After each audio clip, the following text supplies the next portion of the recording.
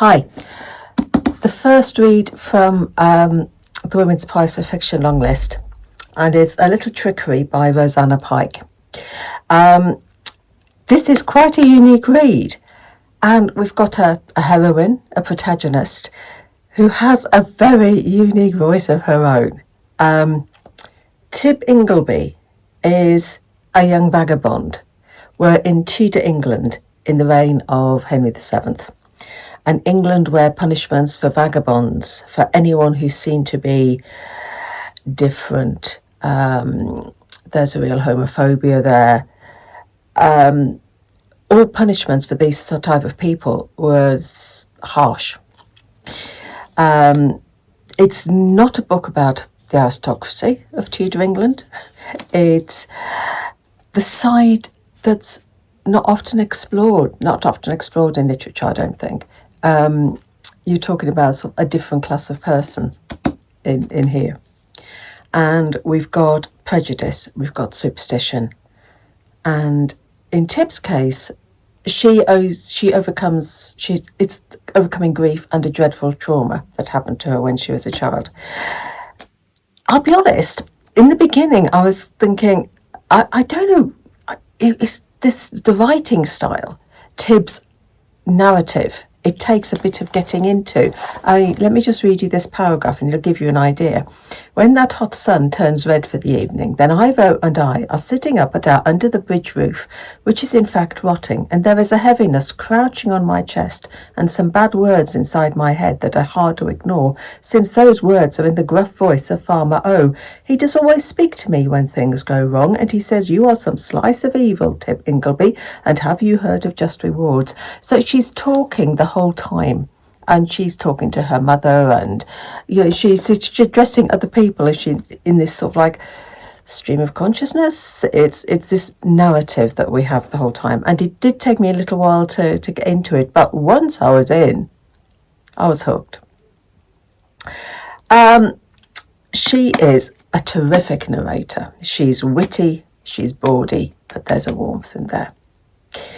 Her mother dies in childbirth at the beginning of the novel, so she's left orphaned. And she has to fend for herself, so she's roaming from place to place, stealing what she can and avoiding the punishment of being branded with a V on her forehead if she's caught, as that's what they did to vagabonds. But it's difficult for her to blend in, because our Tibb is a very striking person, a very pale skin, long white hair, white eyelashes. She doesn't blend in. And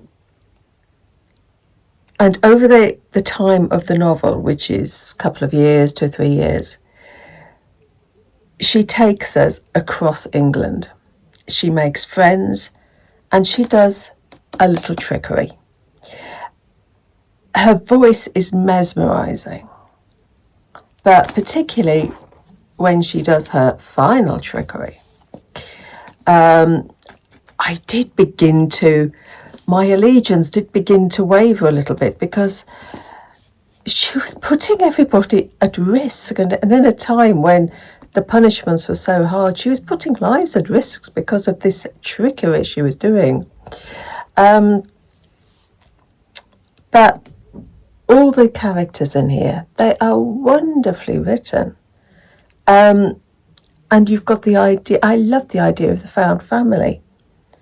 And the relationship between Ivo and Tibb, this unconditional love that they've got for each other, is wonderful.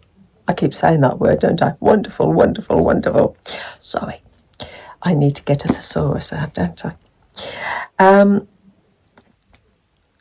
Tibb Ingleby, she might not be the perfect protagonist. She might not be squeaky clean. She might not be pure in heart. But she is totally, totally unforgettable. So that's the first one that I've read of the Women's Prize. I'm listening at the moment to the artist, and tomorrow I will be dropping this back to the library and picking up A Ministry of Time. So,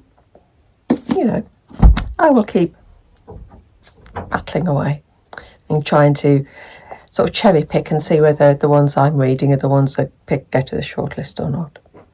So, I'll leave you now. Happy reading. Take care.